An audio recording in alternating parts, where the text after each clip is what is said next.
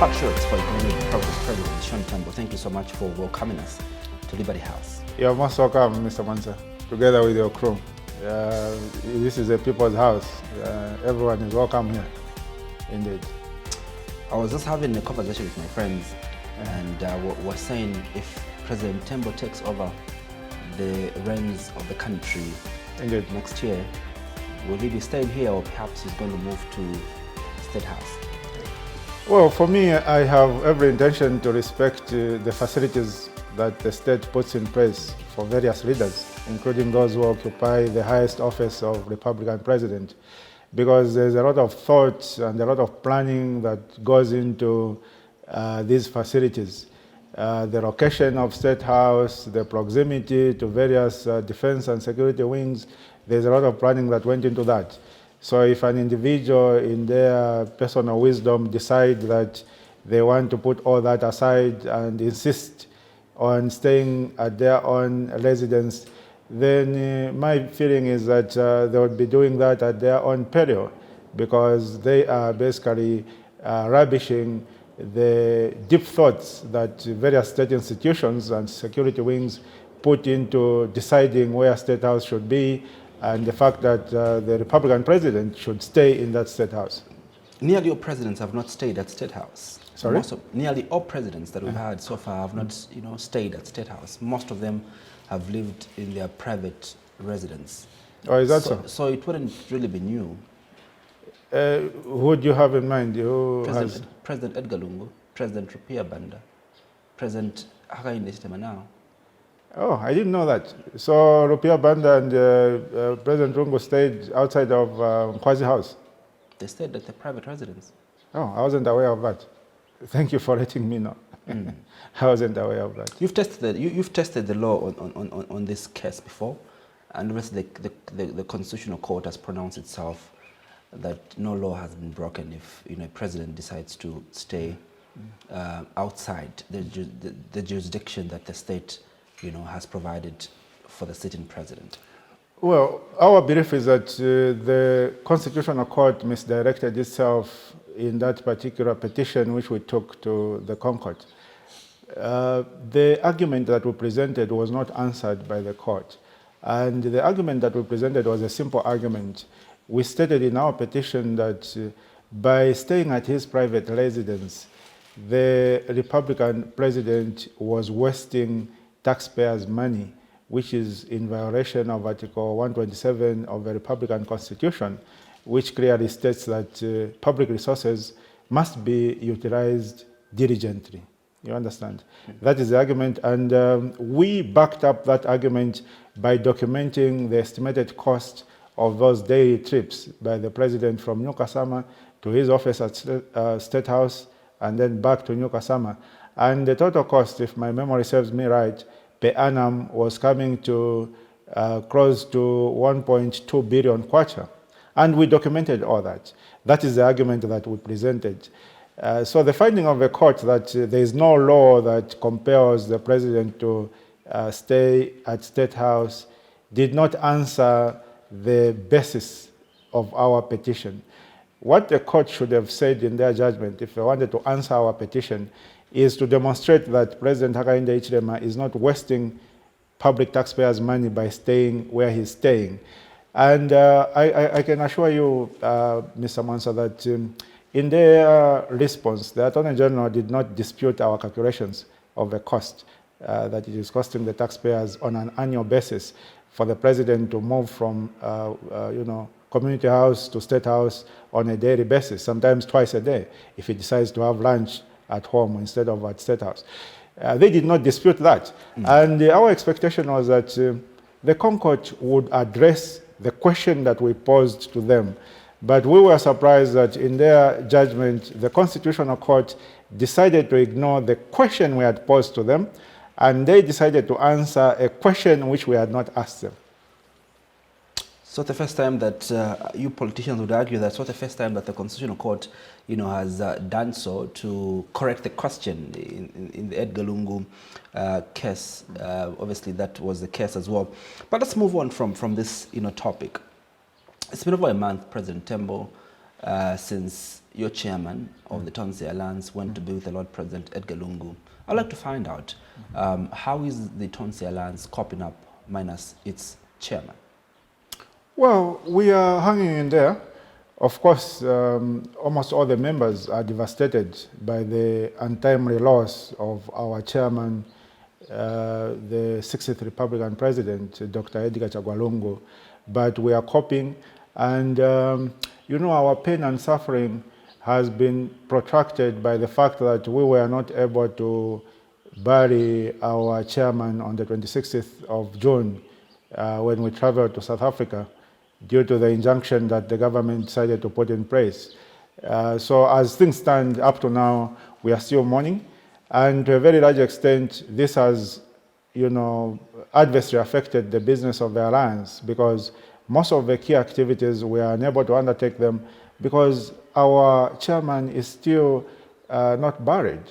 It would be disrespectful to the family of President Lungu, who was our chairman, for us to begin to embark on most of the public political activities before we bury the chairman. So it is tying our hands and our feet a little bit, but we are hopeful that come 4th of August, when the arguments are made, then the judge will give us a date for judgment, which will not be very far into the future, so that judgment can be passed, which we are very confident will be, in favor of the Lungu family, and that from there we're going to proceed to bury our chairman, and we are going to proceed to undertake most of the other political activities that we have been constrained from undertaking.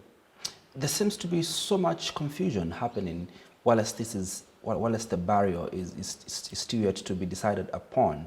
Others feel that the Tonse Alliance has crumbled and you are no longer united.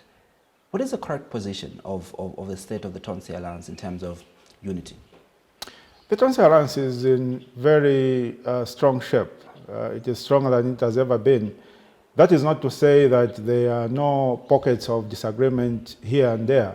You must understand, Mr. Mwansa, that even a family which is related by blood, they do quarrel. They do disagree every now and then. But what is important is that after quarreling, they eventually sit together, they sit down, and they iron out their differences, and then they move forward as a family. Similarly, us as Tonse Alliance, every now and then we do have disagreements, and whenever we have those disagreements, we do sit together and we iron out our differences, and we move forward as a united family. Yes. There's so many stories, that have been told around why the Tonse Alliance, was formed. To others, this was a special purpose vehicle for President Edgar Lungu to contest the 2026 elections, owing to the fact that, his party had intra-party wrangles that are still unresolved in the courts of law today.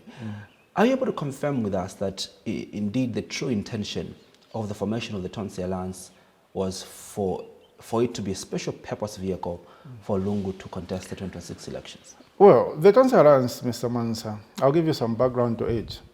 The Tonse Alliance was formed more as a reaction to the failures of the previous alliance which was there, which is the United Kwacha Alliance. I'm sure you remember UKA.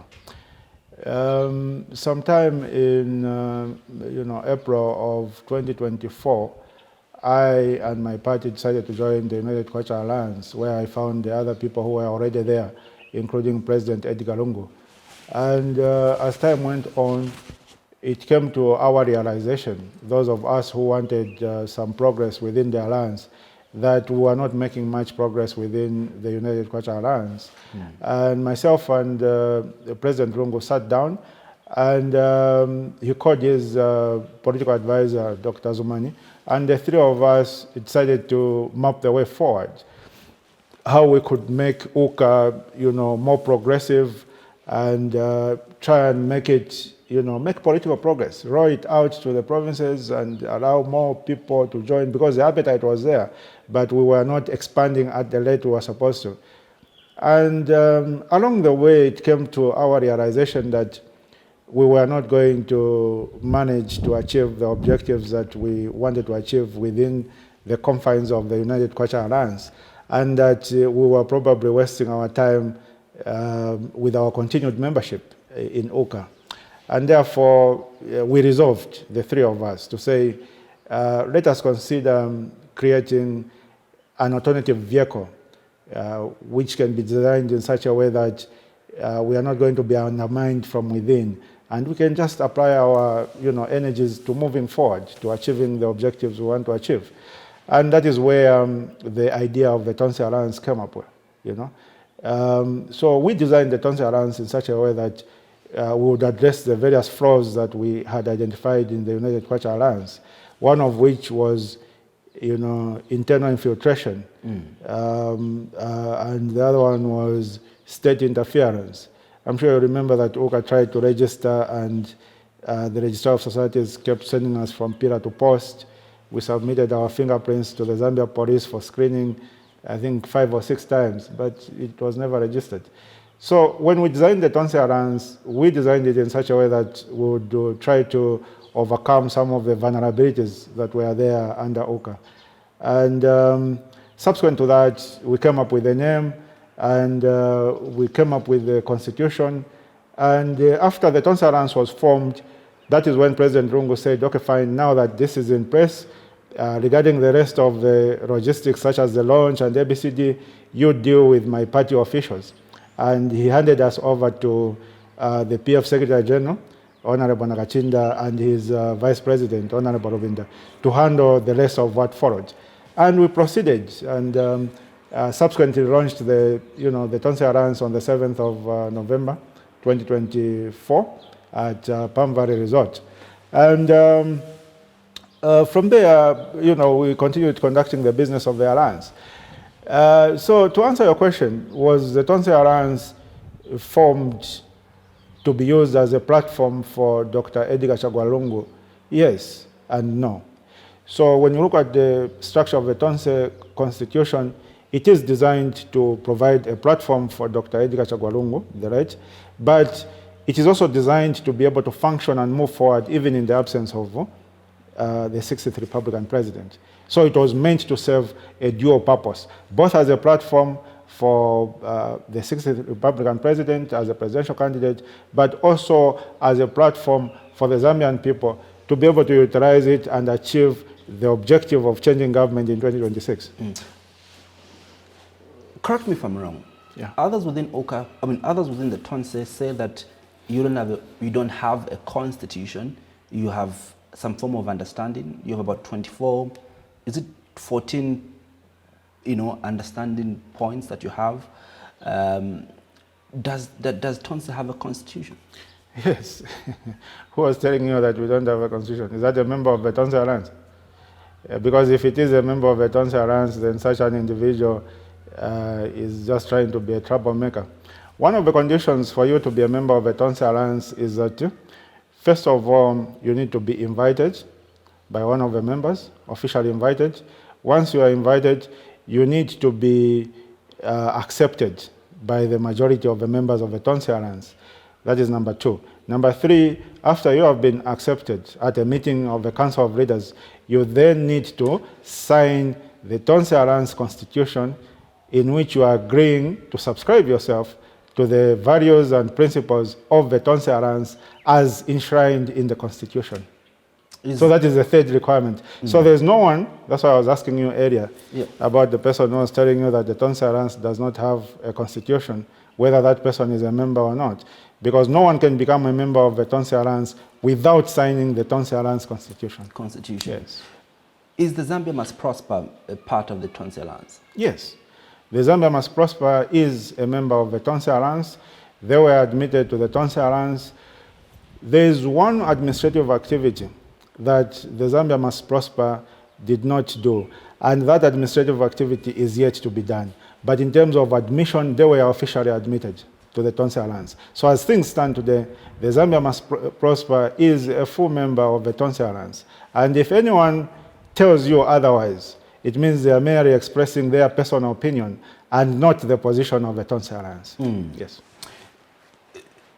How do you treat political parties that solely want to join the Tonse? Because you gave us, an indication that you must a member of the Tonse Alliance must invite a political party, to the Tonse Alliance, and then you verify and check, whether they can be admitted or not. What about political parties that, have solely submitted their application? And I'll give an example of the Socialist Party. How are you treating their application? Okay, I'll come to there are two questions there. One about the process of joining through invitation, and the other one specifically about the Socialist Party. So I'll start with the first one. So if you as a political party decide to just by your own will, you decide to submit an application, it means you have not followed the procedure. Because the procedure is that a member of the Tonse Alliance must invite you, formally invite you. So if you want to join as a political party, the first step is to approach one of the members of the Tonse Alliance and ask that member to say, we want to join. Are you able to invite us? So they need to write to you formally and say, we are inviting Andrew Mwansa political party to join Tonse Alliance. We're inviting you to join Tonse Alliance. And then you further proceed now to say, we have been invited to join the Tonse Alliance, and here is our application. So the application has to be preceded by an invitation. You must be invited first before you apply. And then from there, we are then going to consider your application and then decide whether to admit you or not.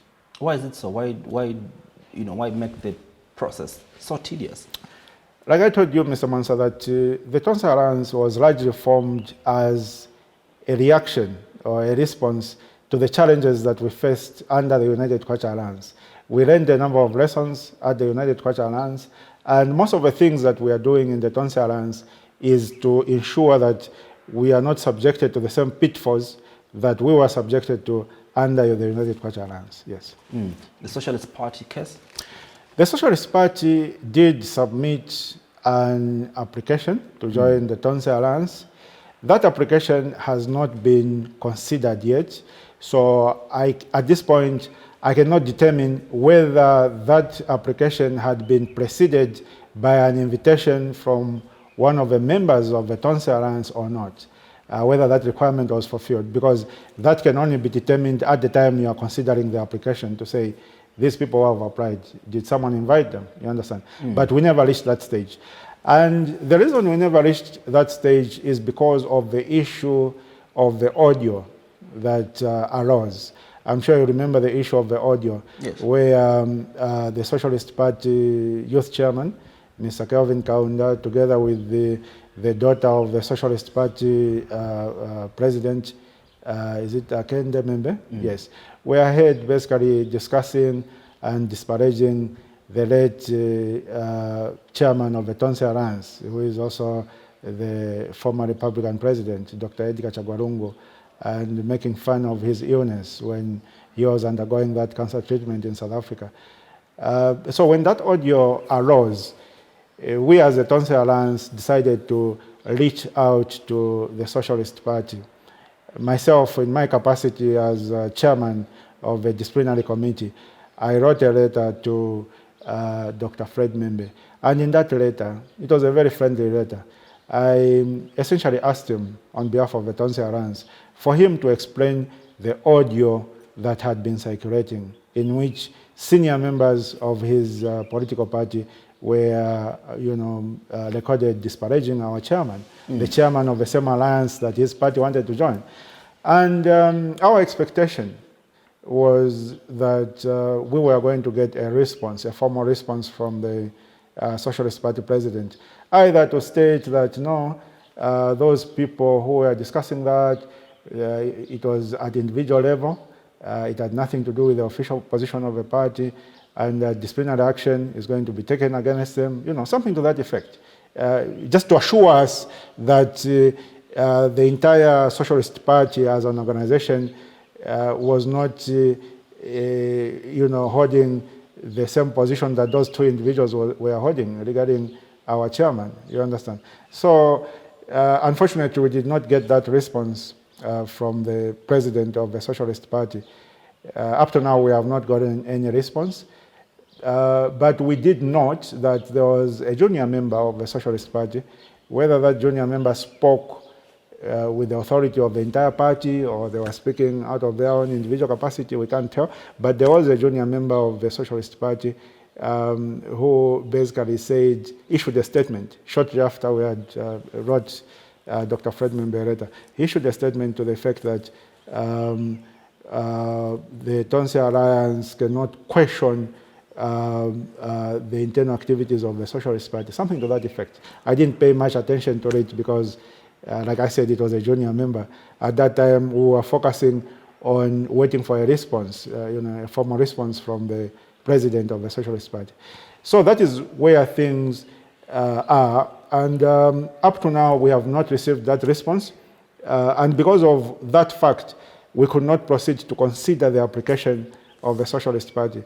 But I must be quick to mention, Mr. Mwansa, that when the Socialist Party first applied and we received their application, which was, I think, 2 or 3 days before the audio, we as Tonse Alliance, myself actually as spokesperson, we issued a statement to say we have received an application from the Socialists. We are very happy to have received an application from the Socialists because as an alliance, we believe in numbers, we believe in growing. But even as we believe in growing with the right people. So it's not that we're going to embrace everybody, regardless of their standing, regardless of their views regarding our chairman, we are still going to embrace them just because we want to grow. No, but we believe in growing with people who have good intentions and people who want us to work together to succeed in this particular matter of changing government and bringing in a new government. And so I'm saying that, I'm talking about that to emphasize the fact that, as Tonse Alliance, we are not averse to specific political parties. And if tomorrow the Socialist Party, through their president, decided to, respond to the letter that we wrote to them, even if it's about 4 months ago, and they gave a sound explanation regarding that audio, and they gave, sound actions that they took, because those are senior members. Yeah. You understand? So for us to feel comfortable, we would need to know what actions they would have taken against those members, because those members were disparaging our chairman. So if we are happy with the actions they've taken or which they are going to take, then we would still consider the Socialist Party. And we would consider their membership, and I'm confident that the other members of the Tonse Alliance would welcome the idea of the Socialist Party joining. There's three positions so far that I've heard from 2 different people. The first position I heard from the Socialist Party Vice President, who said that you're growing cold feet in admitting the Socialist Party, and they don't know why you still haven't, accepted their invitation. Another was your Secretary General of the Tonse Alliance, Honorable Rafael Nakachinda. I was speaking to him just a few days ago. I asked him the same question. He told me that it was actually the Socialist Party leader, Dr. Freddie Membe, who asked that, you hold on the process of admitting them. So it's him who asked that you hold on the process of admitting him. I'm getting a different version from you, that the reason for why this admittance hasn't been processed is because of, that audio that leaked. What is your personal views of the Socialist Party? Is it a party that can be trusted to be a part of the alliance? Yeah, I mean, they are an opposition political party, and they are active in providing checks and balances against the government. And their president is being persecuted by the government, just like all of us in the opposition are being persecuted. We meet at court quite often. Almost every time I'm at court, he's also at court, at the magistrate's court. So to answer your question, yes. I've got no reservations about the fact that he's a true opposition leader. I've got no doubts about that in my mind. I do believe he's a true opposition leader, and that he means what he says, and that the Socialist Party is a true opposition that we as Tonse would not be shy to associate with. But in the same breath, I took very strong exception with the disparaging remarks of their senior members. And I think for for the, if at all, the deputy president of the Socialist Party, that's Dr. Somali, yes. If at all he did say that we in the Tonse Alliance are developing court fit to admit them, then I find that very regrettable. Why would we develop court fit? That is not very good language to use regarding, an organization which you are intending to join. And I was very intentional in asking you that question because you, President Sean Tembo, the time that your Secretary General and Vice President of the party of the Patriotic Front, Given Lewinda, was associated with the Socialist Party, you had a problem with that. In fact, you even attempted to make them undergo disciplinary action because you were making wild allegations that the Patriotic Front Secretary General and the Vice President, Given Lewinda, together with the Socialist Party, are planning, to take over the Tonse Alliance. Those are allegations that you made, and that's why I asked you whether you trust the Socialist Party. So, regarding that disciplinary process, which we decided to suspend, the background to that was that we had a situation where some members of the Tonse Alliance, including the two people that you've mentioned, were seen fraternizing with the leadership of the Socialist Party. That was way before Socialists actually applied to join Tonse. Okay.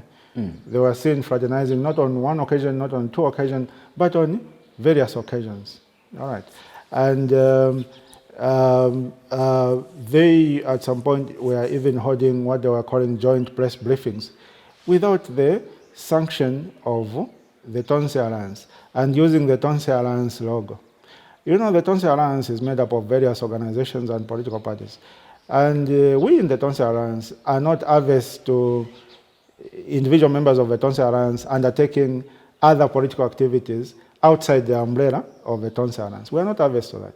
Before the Tonse Alliance, before the Tonse Alliance was formed, most of these individuals were already politicians and they were undertaking political activities.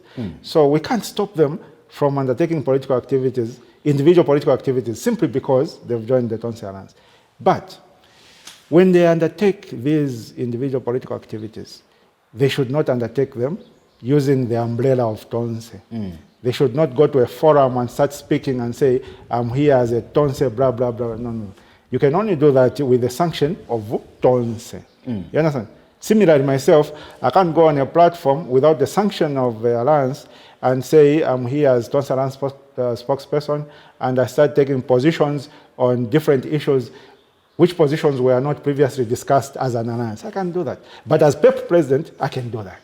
You understand? So the challenge we had there was that those two individuals were going on these platforms under the banner of Tonse and using the logo of Tonse without the authority, permission, or knowledge of the Tonse Alliance. So that is where we took issue. And we asked them to say, we have this situation, we have this audio, and we have these incidents of you fraternizing and taking positions which have never been endorsed by Tonse, using the Tonse logo. Can you explain yourselves? Yeah. So that is the background to that disciplinary process. But along the way, of course, President Edgar Lungu, who was still around at that time, decided that it wouldn't be appropriate for us to proceed with those disciplinary actions. But the initiation of the disciplinary proceedings themselves were done with the blessings of the chairman, Dr. Edgar Chagwalungu. Did you feel undermined when that direction was given to you? Not at all, not at all. Mr. Mwansa, I'll tell you something. When you have an organization such as an alliance, which you intend to grow, there will be a number of members who are going to be misbehaving every now and then. So you, in order to maintain the integrity of that organization, you have a very thin line to walk. You understand? On one hand, you need to be firm and ensure that members are not misbehaving. And then on the other hand, you don't need to be heavy-handed for fear of alienating members. Because these are senior people. These are people who are leaders in their individual institutions, and they've come under the banner of the Alliance. You understand? Yeah. So it's the job of being a disciplinary committee chairman is a very difficult job. And sometimes when you are taking action, you would be taking action but doubting whether it is the most appropriate action. You understand? Whether that action would actually help to grow the Alliance or it would end up cheering the Alliance. You understand? So on one hand, indiscipline in any organization that has indiscipline is unlikely to succeed. You understand? But again, on the other hand, if you have a high appetite for unleashing the whip, again, that will destroy. So either way, too much of either way will bring the organization into jeopardy. If you ask me, when I, in my capacity as chairman of a disciplinary committee, decided to write those letters to those two colleagues, I did it with a very heavy heart. It's not like it's something I did with excitement. I say, yeah, now let's discipline these ones. No, I did it with a very heavy heart. And the reason I did it with a very heavy heart is because, you know, I felt that our colleagues could have self-controlled themselves without having to make me as the person in charge of discipline invoke my powers. You understand? That was my expectation. And I honestly wanted that to be the case. But on the other hand, since I was instructed by the chairman to say, you are the chairman of the disciplinary committee, you look at this matter and guide on how you believe you must proceed.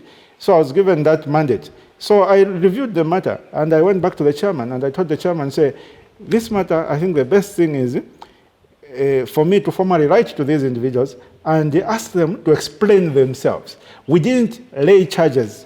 You must take it. Yeah, you must have that part very clearly. We did not lay charges. I followed that particular conversation very keenly, and I saw your comment even after the direction was given by President Edgar Lungu. Yes. I saw your comment in the comment section with your Facebook account.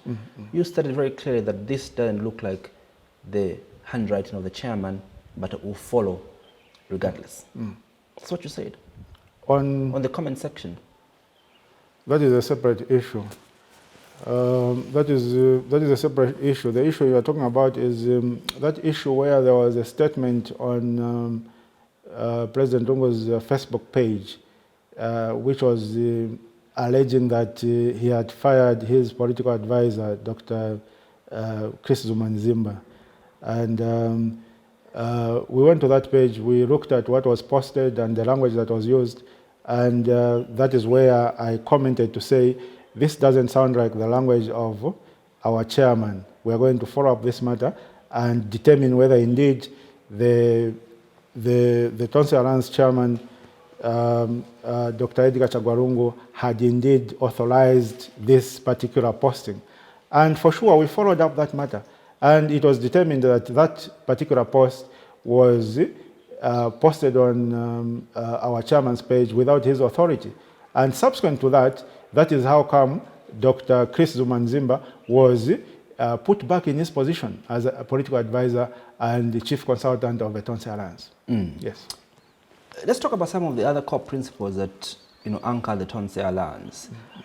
For instance, you've gone public to tell us that the NCP was going to be a special purpose vehicle that you're going to use to field in candidates, whenever there's a by-election.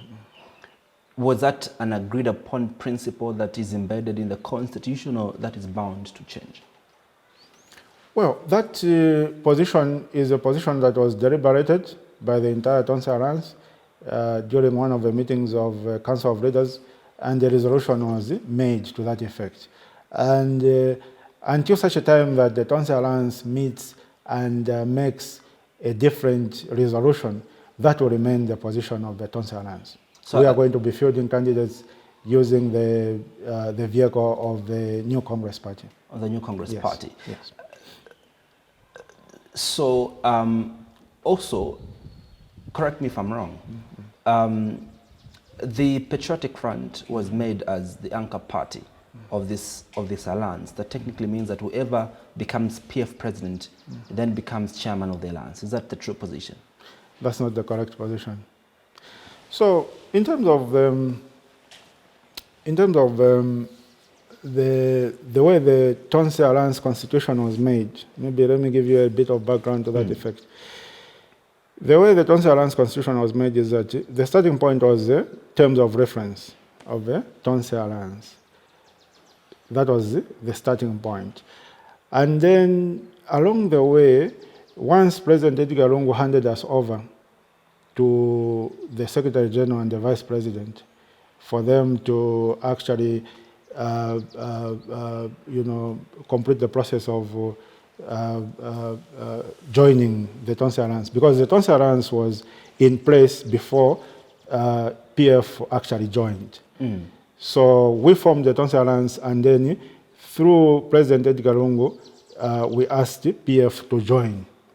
So when PF was joining, what they did is they shared with us what they called their rules of engagement.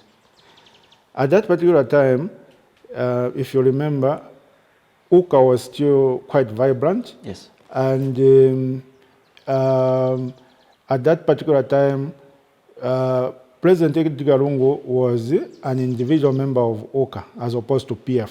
There was no PF official who was sitting in the UCA Council of Presidents or Council of Leaders. So PF was insisting at that time that they wanted to be a member of UCA before we decided to pull out of UCA. So when the time came for PF to join Tonse, they said, fine, we are going to apply to not only join Tonse, but we are going to apply to join Tonse and UCA and what was the other alliance that was? Zambia one, is it? Yeah, not really Zambia one. There was another one from the Copper Belt by President Peter Sinkamba. Oh, yes. Yes. So they prepared their rules of engagement, like these are the conditions we are applying to join, these are the conditions under which we can join. You understand? So they wrote to all these institutions. So for us, as Tonse Alliance, we looked at the PF rules of engagement. Yeah. And then we looked at the terms of reference of the Tonse Alliance, like the founding principles of the Tonse Alliance. So we told our colleagues in the PF to say, out of your so-called rules of engagement, for you to join the Tonse Alliance, we can accept this one, we can accept this one, we can accept this one, we can accept that one. You understand? I'll give you one of the examples. Among those rules of engagement, there was a provision, among others that we rejected as Tonse Alliance. Yes. There was a provision which said that the decisions of the Tonse Alliance will be made by the PF Central Committee. In other words, the PF Central Committee would meet, make decisions, and then those are the decisions that would bind the Tonse Alliance. You understand? So we told our colleagues in the PF to say, we cannot accept that, because Tonse Alliance is not Patriotic Front. Patriotic Front is merely a member of the Tonse Alliance. Among those rules of engagement was a requirement by the PF to say, if they are going to join, they need to be an anchor party. So we told them to say, you cannot be an anchor party, but we are going to recognize the fact that you'll be the biggest political party in the alliance. How are we going to recognize that? We are going to recognize that by the number of people that you are going to second to sit in the Council of Leaders of the Tonse Alliance. So when you look at the Tonse Alliance Constitution, you realize that out of the total number of members of the Council of Leaders, 50% are coming from the Patriotic Front. They are entitled to second 50% of the total number of members of the Council of Leaders. And then us as people, we have our entitlement. If I'm not mistaken, I think it should be about 10%. And then you have CDP, they have their entitlement. So in terms of people's ranking or political parties' ranking in the Tonse Alliance Constitution, it was based on the assessed strength of a particular political party and contribution. And then that would be your allocation of how many people you can second to the Council of Leaders and to the General Conference. You understand? So, part of the confusion that I believe has been causing some of the perceived commotion within the Tonse Alliance is the lack of understanding of some of the leaders and supporters and members in terms of how Tonse is structured. Most of our colleagues are taking the submissions that PF made when they were applying to join Tonse as having wholly been accepted. You understand? Yes. But they were not wholly accepted. We rejected, if you had mentioned that you would be asking this question, I would have come with a printout of the PF rules of engagement and the Tonse constitution, and I would have outlined for you to say this particular item in the PF rules of engagement was accepted, this was accepted, this was declined, this was declined. So it is not everything in their so-called rules of engagement that was adopted. So what the PF leaders should do is educate their members to say it is not each and every provision of their so-called rules of engagement that was actually adopted. That does not seem to be consistent with what is happening now. And I'll demonstrate why. Right now, your acting chairman is Honorable Given Luminda, who is the acting president of the Tonse Alliance. My question earlier on was, the position of chairmanship of the Tonse Alliance, the person who assumes it must come from the Patriotic Front and must hold the PF presidency. No, that is not correct. Why then is Luminda holding the chairmanship? So, the background to this matter, Mr. Mwansa, is that when President Lungu left the jurisdiction on the 21st of January 2025, the vice chairman of the Tonse Alliance, who is Professor Dan Pule, was the acting chairman.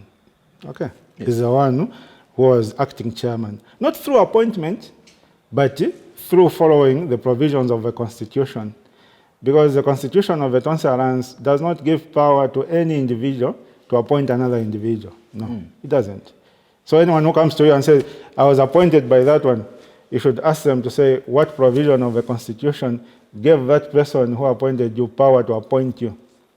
Because before you are appointed and before you come out say, me, I've been appointed to this position, the person appointing you should have that power, isn't it? Yes. Me, tomorrow I can't wake up and issue a press statement there and say, I'm the new Minister of Finance.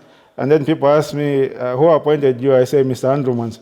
They will say, does Mr. Andrew Mwansa have the power to appoint you? So it has to be someone who has power to appoint you. So the only time that I can wake up tomorrow and say I'm Minister of Finance is if Mr. Hakainde Hichilema, who is the president now, appoints me, isn't it? Yes, the same thing with the Tonse Constitution. A person cannot come to you and say, I was appointed by Mr. Lungu as chairman. The Tonse Constitution does not give any power to the chairman to appoint the acting chairman or any other position. Positions are appointed by consensus and resolutions of the Council of Leaders. You understand? So, I was giving you the background. When our chairman, Dr. Edgar Chagwalungu, left the jurisdiction on 21st of January to go to South Africa, he left the vice chairman. Not him appointing him, but he left him there because the Constitution provided for the vice chairman to be the acting. Yes. So Professor Dan Pule was the acting chairman. And he was acting chairman, I think we held about 3 meetings where he was acting chairman. Nobody questioned him because the Constitution clearly provided. And those meetings were attended by all the individuals that might now be going around giving contrary positions, including the Secretary General and the Vice President of the Patriotic Front, Honorable Given. They attended those meetings, chaired by Professor Dan Pule. No one questioned that. However, sometime in around 28th, if I'm not mistaken, around 28th of February 2025, Professor Dan Pule had to travel to India for medical attention. Okay? He had to travel to India for medical attention. So at that point, after he traveled to India for medical attention, both the chairman and the vice chairman were out of jurisdiction. Okay? So now the question is, what does the Constitution provide? when the chairman and the vice are not there. Article 3 of the Tonse Alliance Constitution is very clear. It says, that's why I'm saying if you had told me you would be asking these questions, I would have come with these documents so that I can read them to you. It says that if the chairman and the vice are both unavailable, then the Council of Leaders shall elect one among them to chair a particular meeting. Okay, so you meet as a Council of Leaders, and someone will be nominated to say this one is being nominated as the chairman. If there are more than one person, then we are going to do an election. If it is just one, then they'll go unopposed. That person is the one who will chair that particular meeting. Not as a standing acting chair, no. There's no provision for standing acting chair.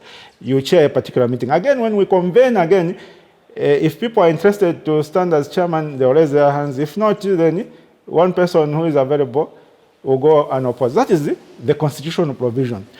So, when we had a meeting when both the chair and the vice chair were out of jurisdiction, Honorable Given Rwenda offered to chair the meeting. And there was no one else who was interested in chairing the meeting. So he went unopposed. And then another meeting again was convened. Again, he went unopposed. I think we held about 3 meetings where he went unopposed. And he was chairing the meetings. You know, in the Tonse Alliance, we are more focused on achieving the ultimate objectives as opposed to this, minor power struggles, who is chairing, who is what, because resolutions are made by the entire Council of Leaders. So whether you chair or you don't chair, it doesn't make you more powerful than others per se. So even these squabbles of who chairs what, I see them as being petty and unnecessary from my personal point of view. Yes. So in fact, KBF was correct to say that the position that Luwinda is holding wasn't given to him. No. So let me finish explaining what I was saying. Because I was giving you the background of where we are. Yeah. Yes. So what happened is that sometime in, if my memory serves me right, sometime around May, early May, the vice chairman of the Tonse Alliance, Professor Danpure, came back to the jurisdiction from India, where he was receiving medical treatment. And when he came back, he was still recovering. Okay. So he was within jurisdiction, but he was not available. All right. So when we held a meeting, again, we had to elect a chair to chair that meeting.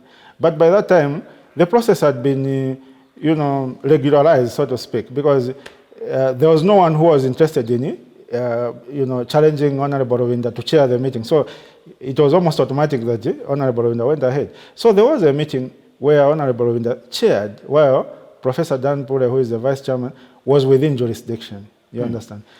The problem started, I think, when there was a meeting now, when Professor Danpure started feeling much better. He convened a meeting, okay, as the vice chair, meaning that he was now available. Acting chair.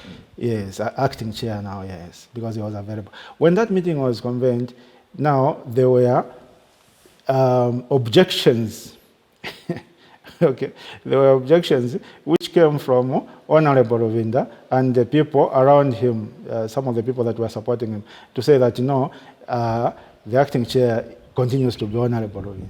So he said, but how can that be the case? Because the substantive person is now available. So how can you say that the acting chair is Honorable Rwenda? So that went on for a while. But when you're running these political organizations, you have a number of disagreements. The key is to try and resolve them internally. So we tried to resolve that matter internally. As a matter of fact, even up to now, we are trying to resolve it internally.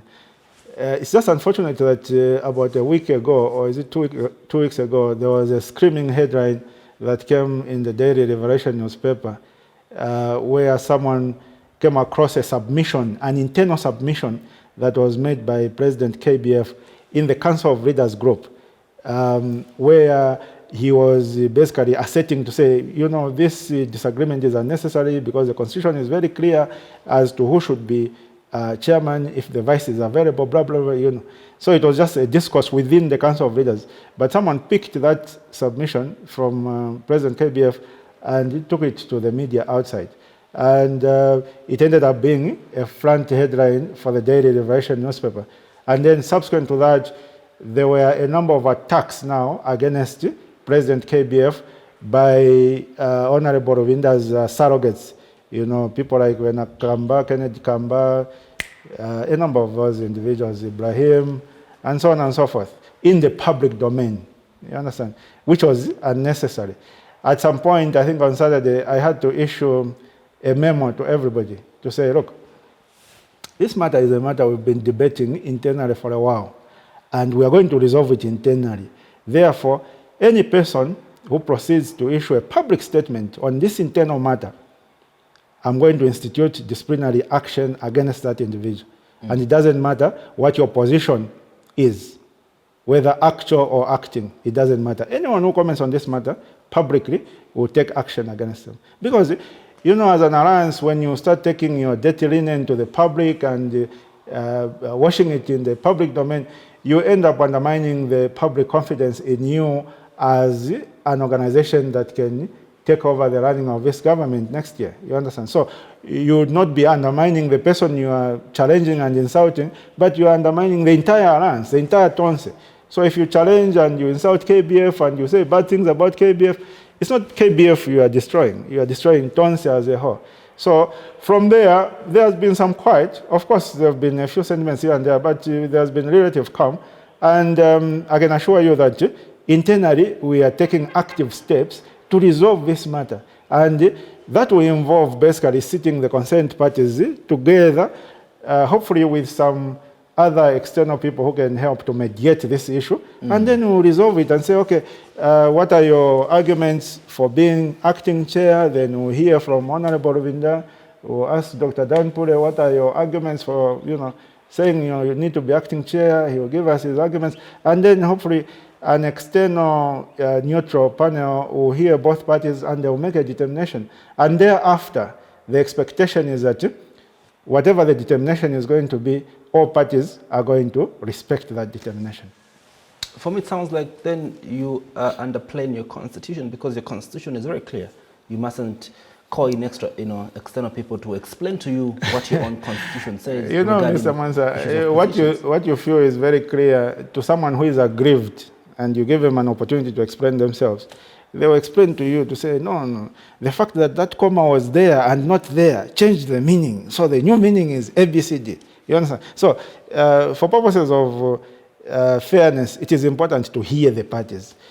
Me, I'm looking at it from my standpoint. You might look at it from your standpoint.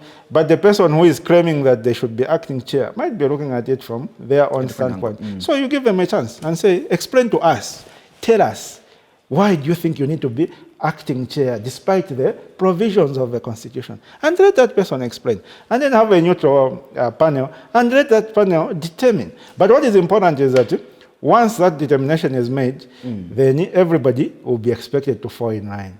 After a determination is made, if anybody decides to fall out of line, and it means that it is now clear that they don't have a genuine grievance, but they're just out to destroy the alliance from within. And appropriate action would then have to be taken against such individuals. Briefly, part of my concluding question.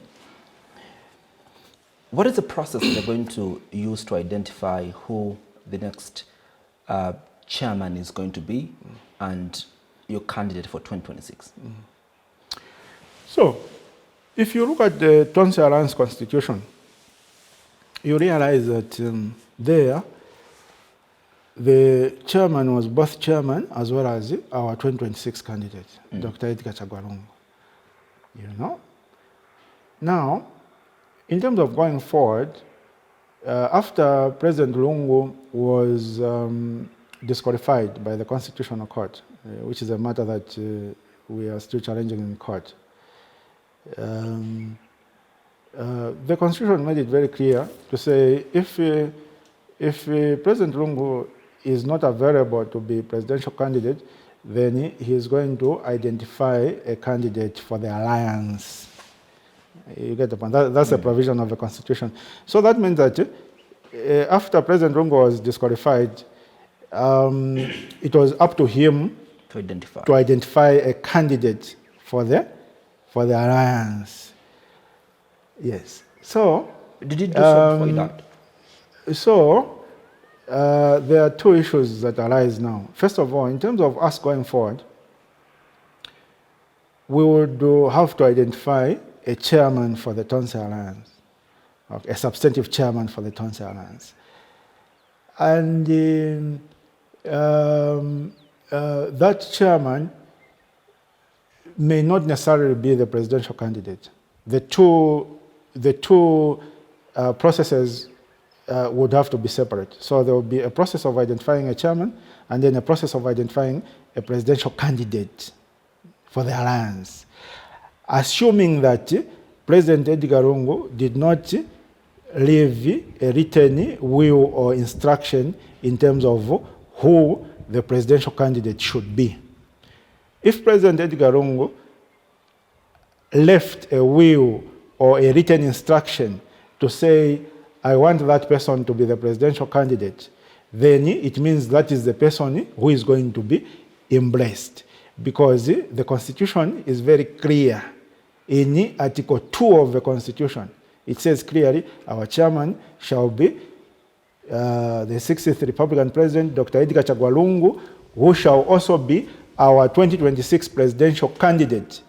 It further goes on to say that if our 2026 presidential candidate is not available, then the person who shall be, excuse me, the person who shall be the Tonse Alliance candidate shall be a person that will be selected or appointed by Dr. Edgar Chagwa Lungu. And that appointment can either be done while he was alive or through a will after he dies. You understand? So if there's any instruction, we haven't checked with the Lungu family because it's premature now. We haven't buried our chairman. But after we bury, we're going to engage the Lungu family and find out whether there is any instruction or will that our chairman left. If there is, then we'll follow that. If there isn't, then us now as the Tonse Alliance, we need to agree on a process of identifying a presidential candidate because that is not provided for in the Constitution. So it would have to be by consensus. We need to sit around the round table and say, how do we identify a 2026 candidate? And then people will make submissions. And then we'll deliberate and we'll adopt one process that would be used. Are you interested in taking over the presidency of the Tonse Alliance and subsequent the elections of 2026 as candidate of the Alliance? You mean chairmanship of the Tonse Alliance? Presidential candidate for the Tonse Alliance. Being presidential candidate for the Tonse Alliance? Well, if the people say I should be a presidential candidate, then I'll accept. But if the people don't say that I should be presidential candidate, then I'm not going to offer myself because I respect the will of the people. This coming election, Mr. Andrew Mwansa, is more than the dictates of individual ambitions. You understand? It's more than the dictates of individual ambitions. This coming election is, for some of us, a matter of life and death. It is something that has to be won by us in the Tonse Alliance. Why? Because you've seen the rate at which we are being victimized. You know, one person says, no, you are being attacked by these cadres, defend yourselves. Bino Mwansa, Bino Mpundu says that tomorrow is being charged with sedition. You know, you can't live in a country like that. You know, the current president, Mr. Hakainde Hichilema, used to tell his people that there's nothing wrong with defending yourself. You know? So that is the rate at which us in the opposition are being, being harassed and being victimized. And we just need to have a change of government. We can't afford to continue with UPND and President Hakainde Hichilema post-2026. We can't. It's untenable. So for me, changing government and putting in a candidate who can win us the election is more important than any personal ambitions I might have. As things stand, my personal ambitions, I've put them aside. My job It's just to facilitate the winning of next year's elections. Whether that winning is done through you as our candidate, Mr. Andrew Mwansa, or indeed any other individual, my job is to back that person with my full force and my full energy and my full resources. That is my primary job. And anyone who comes in the way to disturb our changing government next year, then that person will be put aside. There's no question about it. Whether that person is undermining the alliance from within or from outside, we are not going to tolerate such a person. That is why I was telling you that these squabbles, we are giving them due process. They are minor squabbles in my view, but we are giving them due process. But once a determination is made, any person who will then come and start causing confusion, then that person will quickly be put aside and the train will move forward. Because this train is bigger than any individual, regardless of how much a particular individual feels they are politically potent. It's not about individuals, it's about the people out there. The people want change next year. Change will be achieved next year. Anyone who stands in the way of change will be put aside, as simple as all that. Patriots for Economic Progress, President Sean Tembo, thank you so much for making the time to speak with us. Thank you. On this day. Thank you for having me.